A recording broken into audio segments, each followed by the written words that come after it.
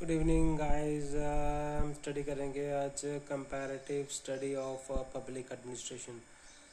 Comparative study हम इसलिए करते हैं ताकि हम जो वर्ल्ड में जो बेस्ट प्रैक्टिसेस अडॉप्ट की जा रही हैं एडमिनिस्ट्रेशन में, चाहे वो इंडिया है, यूएसए है, चाइना है, ठीक है, ब्रिटेन है, तो बेस्ट प्रैक्टिसेस को हम अपने कंट्रीज़ में अडॉप्ट कर सकें। ठीक है, तो अब डिफरेंट फैक्टर्स कौन कौन से हैं जो कि कंपैरेटिव पब्लिक एडमिनिस्ट्रेशन के लिए रिस्पॉन्सिबल हैं। पहला तो फैक्टर्स है कल्चरल फैक्टर्स, इम्पैक्ट करता है पब्लिक एडमिनिस्ट्रेशन को। ठीक है, फॉर एग्जांपल जो वेस्टर्न कंट्रीज़ में जो एडमिनिस्ट्रेशन है वो एफिशिएंसी के ऊपर फोकस करता है।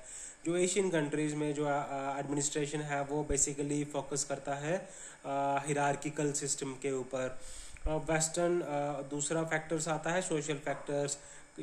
सोशल फैक्टर्स में हम देखते हैं कि जो जैसे कंट्रीज़ का हम इंडिया की ही बात करें, कास्ट सिस्टम हो गया, एथनिसिटी हो गई डिफरेंट कंट्रीज़ की, ये भी कुछ हद तक पॉलिटिकल एडमिनिस्ट्रेशन को इम्पैक्ट करती है, पब्लिक एडमिनिस्ट्रेशन को इम्पैक्ट करती है।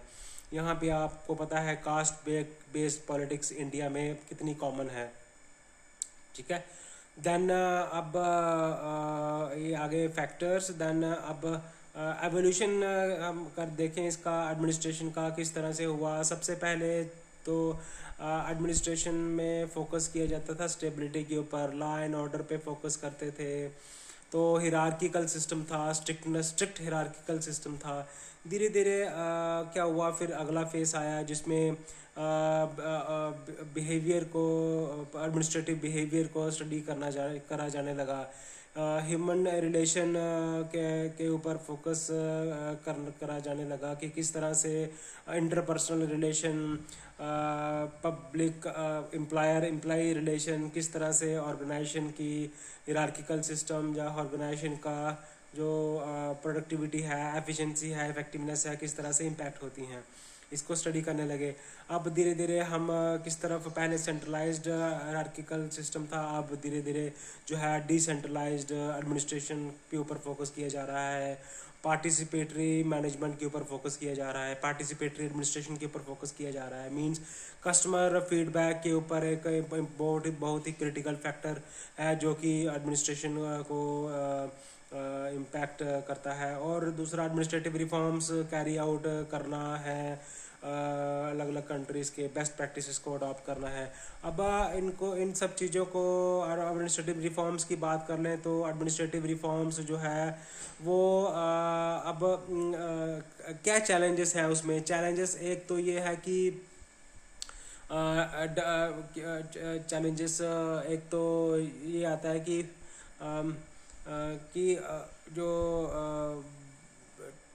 डेवलपिंग कंट्रीज़ में एडमिनिस्ट्रेटिव रिफॉर्म्स जो है वो कैरी करना मुश्किल है।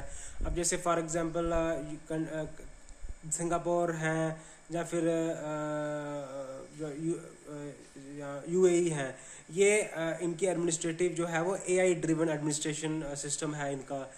और ये सिस्टम जो है टेक्नोलॉजिकल अडॉप्शन जो है डेवलपिंग कंट्रीज़ में लाना मुश्किल है। दूसरा है ब्यूरोक्रेटिक, क्या बोलते हैं उसको, हर्डल। ब्यूरोक्रेटिक हर्डल ये है कि ब्यूरोक्रेसी चाहती नहीं है कि हमारी पावर्स जो है किसी भी तरह से कम हो। ठीक है, और तीसरा ये है कि टेक्नोलॉजिकल एडमिनिस्ट्रेशन जो मैंने पहले भी जिक्र किया एआई का, वो डेवलपिंग कंट्रीज़ में एकदम से इसको अडॉप्ट करना मुश्किल है। और दूसरा सिस्टम ये है कि रिजिडिटी, अब धीरे धीरे जो है वो मार्केट ड्रिवन की तरफ बढ़ रहा है कंट्री।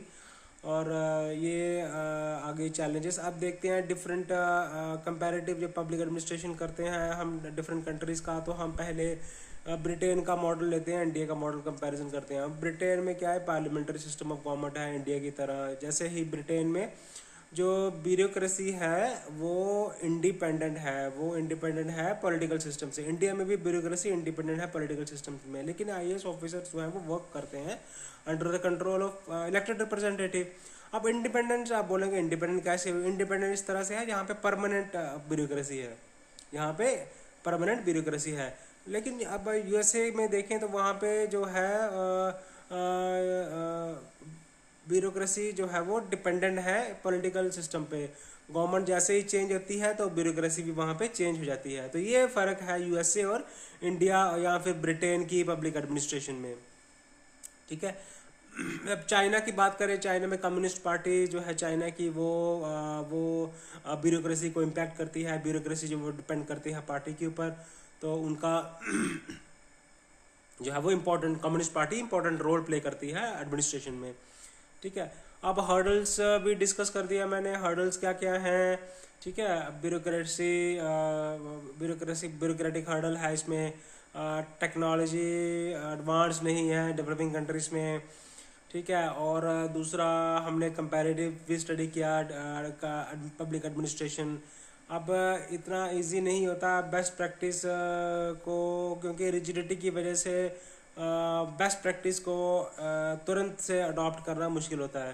थैंक्स गाइस, चैनल को लाइक करें और सब्सक्राइब जरूर करें। आप मेरी इस वीडियो पे आपको मेरी ये वीडियो आपको नॉलेजेबल लगी हो तो प्लीज़ लाइक करें, सब्सक्राइब करें। Thanks guys.